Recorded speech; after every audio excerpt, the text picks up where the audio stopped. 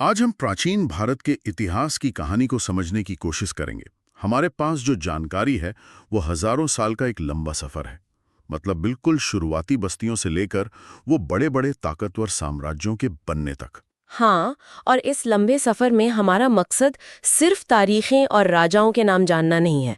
हम उन बड़े बदलावों और उन विचारों को पकड़ना चाहते हैं जिन्होंने आज के भारत की नींव रखी। कैसे एक पूरी शहरी सभ्यता गायब हो गई, कैसे कुछ राजकुमारों के विचारों ने, आप कह सकते हैं, क्रांति ला दी, और कैसे एक साम्राज्य ने पहली बार पूरे उपमहाद्वीप को एक धागे में पिरोया। तो चलिए इस कहानी के सबसे दिलचस्प मोड़ों की पड़ताल करते हैं। हाँ, चलिए शुरू करते हैं सिंधु घाटी सभ्यता से। ये सोचना ही मतलब कमाल का है कि आज से लगभग 4,500 साल पहले, जब दुनिया के कई हिस्सों में लोग कबीलों में रह रहे थे, हमारे यहाँ हड़प्पा और मोहनजोदड़ो जैसे शहर थे। और ये कोई आम शहर नहीं थे। बिल्कुल नहीं। ये उस समय के हिसाब से एक तरह से हाई टेक शहर थे। जरा सोचिए, ग्रिड पैटर्न पर बनी सीधी सड़कें, पक्की ईंटों के दो दो मंजिला मकान, और सबसे हैरान करने वाली बात, ढकी हुई नालियों का एक पूरा नेटवर्क। ये तो आज भी कई शहरों के लिए एक सपना है। और हर घर में अपना कुआं और स्नानागार। हाँ, ये एक बेहद उन्नत शहरी सोच को दिखाता है। लेकिन इनके समाज के बारे में क्या पता चलता है? हमें कोई बड़े बड़े महल या मंदिर तो नहीं मिले जो किसी राजा या क्या कहते हैं, किसी पुजारी की ताकत दिखाते हों। और यही बात इसे और रहस्यमयी बनाती है। हमें राजाओं के स्मारकों की जगह मातृ देवी की अनगिनत मूर्तियां मिली हैं, पशुपति की मोहरें मिली हैं। इससे कुछ इतिहासकार ये अंदाजा लगाते हैं कि शायद समाज मात्र सत्तात्मक रहा हो, या फिर सत्ता किसी एक व्यक्ति के हाथ में नहीं थी। तो फिर किसके हाथ में थी? व्यापारियों के? हाँ, शायद व्यापारियों या समुदाय के प्रतिनिधियों के हाथ में। और उनकी लिपि, वो तो आज भी एक पहेली है। अच्छा, मतलब हम जानते हैं कि वो लिखते थे पर पढ़ नहीं पाए। बिल्कुल, हम जानते हैं कि वो लिखते थे, पर क्या लिखते थे ये आज तक कोई नहीं जान पाया। और फिर अचानक ये सब खत्म हो गया। इतनी बड़ी शहरी सभ्यता के बाद एक पूरी तरह से अलग एक ग्रामीण सभ्यता का दौर शुरू होता है, वैदिक काल। ये बदलाव इतना बड़ा, ये हुआ कैसे? देखिए, इसके पीछे कई सिद्धांत हैं, जलवायु परिवर्तन से लेकर नदियों के रास्ता बदलने तक। लेकिन जो नतीजा निकला वो ये था कि लोग गंगा यमुना के ज्यादा उपजाऊ मैदानों की तरफ बसने लगे। यहाँ अब शहर नहीं थे, बल्कि जन थे, मतलब कबीले। और भाषा संस्कृत? हाँ, और जीवन वेदों पर आधारित था। और यहीं पर हमें एक बहुत बड़ा सामाजिक बदलाव देखने को मिलता है। आप वर्ण व्यवस्था की बात कर रही हैं? हाँ, लेकिन उसके शुरुआती रूप की। ऋग्वेद के समय में ये व्यवस्था काफी लचीली थी। मतलब ये आपके कर्म यानी आपके काम पर आधारित थी, जन पर नहीं। नहीं, जन्म पर नहीं। एक ही परिवार में कोई कवि हो सकता था तो कोई योद्धा। लेकिन जैसे जैसे समाज कृषि पर ज्यादा निर्भर हुआ और जटिल होता गया, तब ये व्यवस्था जन्म पर आधारित हो गई। हाँ, और कठोर होती चली गई। ये सिर्फ सामाजिक नहीं, बल्कि एक आर्थिक और राजनीतिक शक्ति का भी खेल था। गंगा के मैदानों में खेती बढ़ रही थी, लोहे का इस्तेमाल हो रहा था, बड़े बड़े राज्य बन रहे थे।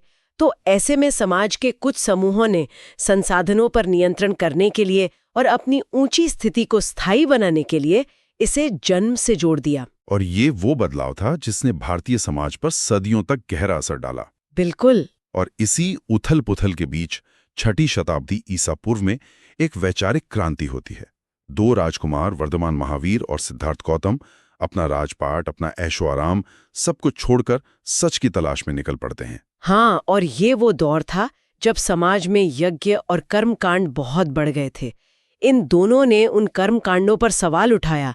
जैन धर्म ने तो ईश्वर के अस्तित्व को ही नहीं माना, लेकिन आत्मा के अस्तित्व को माना, और अहिंसा पर इतना जोर दिया जितना पहले कभी नहीं दिया गया था। ये अत्यधिक जोर, इसका क्या मतलब है? क्या ये सिर्फ हत्या न करने तक था या उससे भी आगे? ये बहुत आगे था।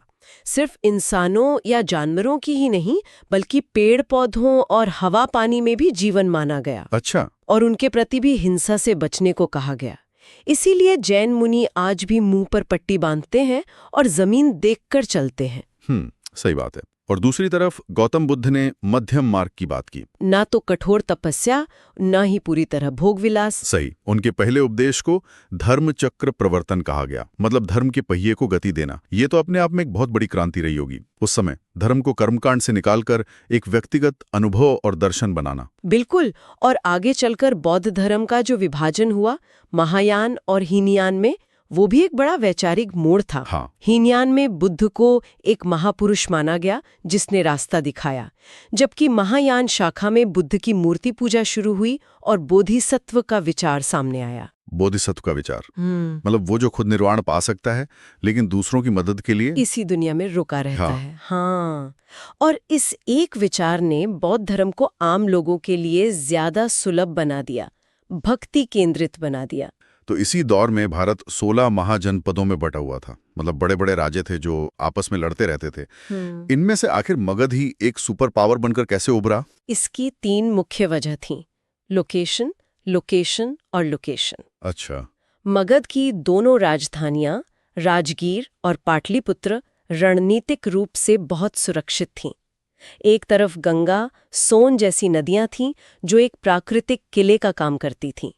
जमीन इतनी उपजाऊ थी कि सेना के लिए अनाज की कभी कमी नहीं हुई। और संसाधन भी थे शायद। हाँ, और सबसे बड़ा इक्का था झारखंड के जंगलों से मिलने वाला लोहा, जिससे बेहतर हथियार बने, और हाथी। हाथी? हाँ, जो उस जमाने के आप कह सकते हैं बख्तरबंद टैंक हुआ करते थे। सही बात है। और यहीं से चाणक्य और चंद्रगुप्त मौर्य की कहानी शुरू होती है। ये सिर्फ एक बदले की कहानी तो नहीं लगती। ये उससे कहीं ज्यादा है। ये भारत के पहले साम्राज्य की नींव रखने की कहानी है। चाणक्य सिर्फ एक विद्वान नहीं थे, वो एक बेहतरीन रणनीतिकार थे।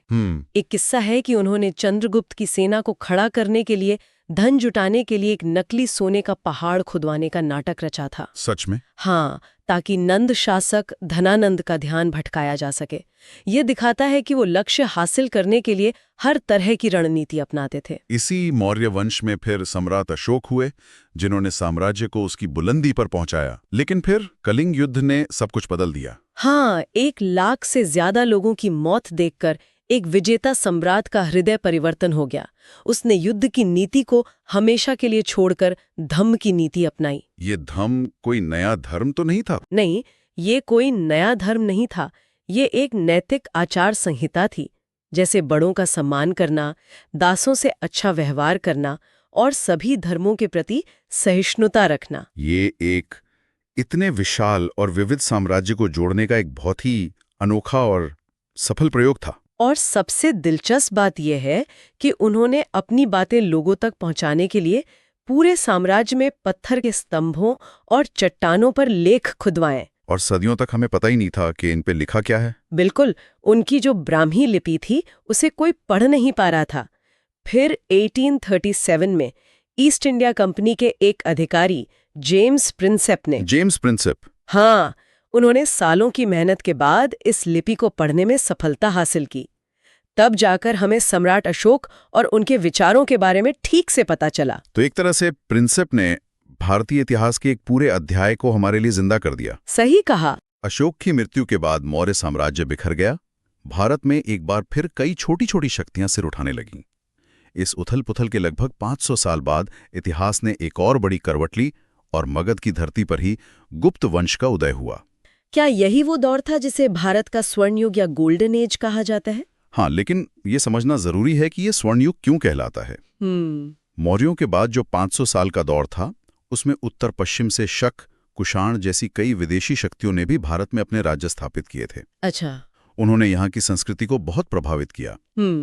गुप्त शासकों ने इन सभी ताकतों को हराकर एक बार फिर एक बड़े और स्थिर साम्राज्य की स्थापना की। और इसी राजनीतिक स्थिरता की वजह से कला, साहित्य और विज्ञान को फलने फूलने का मौका मिला। सही। जब हम गुप्तकाल की बात करते हैं तो अक्सर कालिदास, आर्यभट्ट और नालंदा विश्वविद्यालय का जिक्र होता है। नालंदा की बात करें तो वो सिर्फ एक यूनिवर्सिटी तो नहीं थी। बिल्कुल नहीं। जरा सोचिए, एक ऐसी जगह जहां कोरिया, जापान, चीन, तिब्बत और इंडोनेशिया से हजारों छात्र और विद्वान आते थे। यहाँ सिर्फ बौद्ध धर्म ही नहीं बल्कि तर्कशास्त्र, व्याकरण, चिकित्सा विज्ञान और खगोल विज्ञान पर खुली बहसें होती थीं। एक विशाल लाइब्रेरी थी जो कई मंजिला ऊंची थी।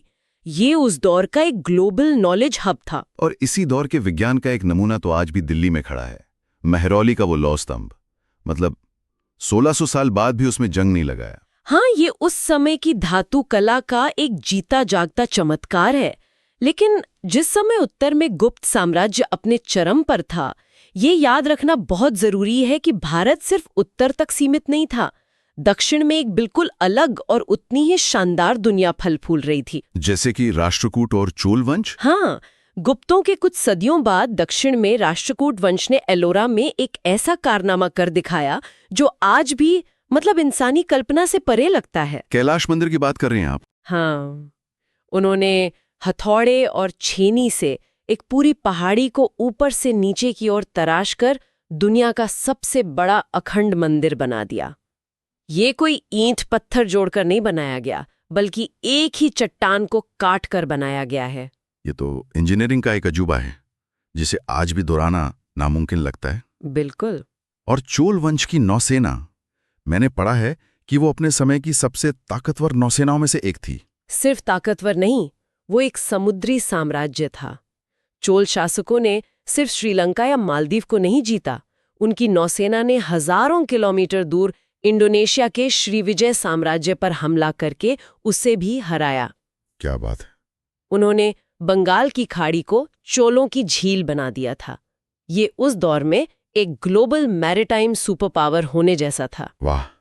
तो आज हमने शुरुआती बस्तियों की पक्की ईंटों से लेकर उन शक्तिशाली साम्राज्यों तक का एक सफर देखा जिनकी कला, विज्ञान और दर्शन ने दुनिया पर अपनी गहरी छाप छोड़ी। हाँ, और हमने कुछ बड़े वैचारिक बदलाव भी देखे। एक सुनियोजित शहरी सभ्यता से ग्रामीण कबीलों की ओर, फिर कर्मकांडों पर सवाल उठाकर गहरे दर्शन की ओर, और क्षेत्रीय शक्तियों के आपसी टकराव से निकलकर पहले अखिल भारतीय साम्राज्य के निर्माण तक। उत्तर से लेकर दक्षिण तक एक साथ कई कहानियां चल रही थी। बिल्कुल। और आखिर में हम श्रोताओं के लिए ये विचार छोड़ जाते हैं। आज हम लोकतंत्र की बात करते हैं, लेकिन आज से लगभग 2500 साल पहले वज्जी जैसे महाजनपद में एक तरह के गणतंत्र का प्रयोग हो रहा था, जहां राजा नहीं बल्कि प्रतिनिधि मिलकर शासन चलाते थे। और सम्राट अशोक का धम्म का विचार, यानी बिना युद्ध के एक नैतिक आचार संहिता से एक विविध साम्राज्य प्रशासन करना, ये आज की दुनिया में कितना प्रासंगिक है। प्राचीन भारत का कौन सा विचार या आविष्कार आज भी हमारे जीवन को सबसे ज्यादा प्रभावित करता है?